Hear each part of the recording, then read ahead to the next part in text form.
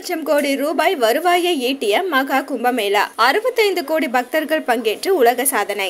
உத்தரப்பிரதேச மாநிலத்தில் கடந்த மாதம் தொடங்கிய மகா கும்பமேளா 45 நாட்கள் நடந்த நிலையில 26ஆம் தேதி நிறைவடைந்தது. இந்த மகா கும்பமேளாவில் சுமார் 65 கோடி பக்தர்கள் பங்கேற்று புனித நீராடியுள்ளனர்.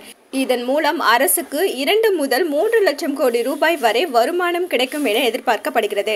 இந்துக்களின் மிகப்பெரிய நிகழ்ச்சியாக கருதப்படும் மகா கும்பமேளா என்பது 12 ஆண்டுகளுக்கு ஒரு முறை நடக்கும் புனித நிகழ்வாகும். இந்த ஆண்டு ஜனவரி 13 முதல் பிரயாக்ராஜ் நகரில் நடந்தது. மொத்தம் 45 நாட்கள் இந்த மகா கும்பமேளா நடந்த நிலையில பிப்ரவரி 26ஆம் தேதியுடன் மகா கும்பமேளா நிறைவடைந்தது.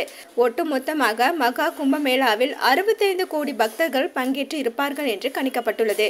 இது போல பொருளாதார ரீதியாகவும் மகா கும்பமேளா மிகப்பெரிய நிகழ்வாகவே இருந்துள்ளது. உத்தரப்பிரதேச அரசு இதன் மூலம் பெரிய அளவில் வருவாயை பெற்றுள்ளது. இது உத்தரப்பிரதேச மாநிலம் விரைவாக $1 டிரில்லியன் பொருளாதாரத்தை அடைய உதவும் என்று அந்த மாநில முதல்வர் யோகி ஆதித்யநாத் தெரிவித்துள்ளார். அவர் மேலும் கூறுகையில், மகா கும்பமேளாவை நாங்கள் சிறப்பாக நடத்தி காட்டியுள்ளோம். உத்தரப்பிரதேசத்தின் திறனை மகா கும்பமேளா எடுத்து காட்டுவதாக உள்ளது. இதுவரை நடந்த கும்பமேளாக்களில் இவ்வளவு கோடி பக்தர்கள் பங்கேற்றது இல்லை.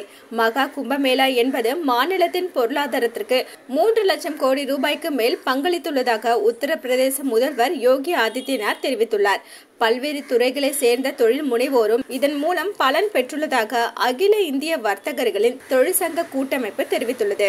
இந்த ஆண்டு நடந்த மகா கும்பமேளாவில் 4 கிரகங்கள் ஒரே கோட்டில் வந்திருந்தது. இது 44 ஆண்டுகளுக்கு ஒரு முறை மட்டுமே நிகழும் அரிய நிகழ்வாக கருதப்படுகிறது.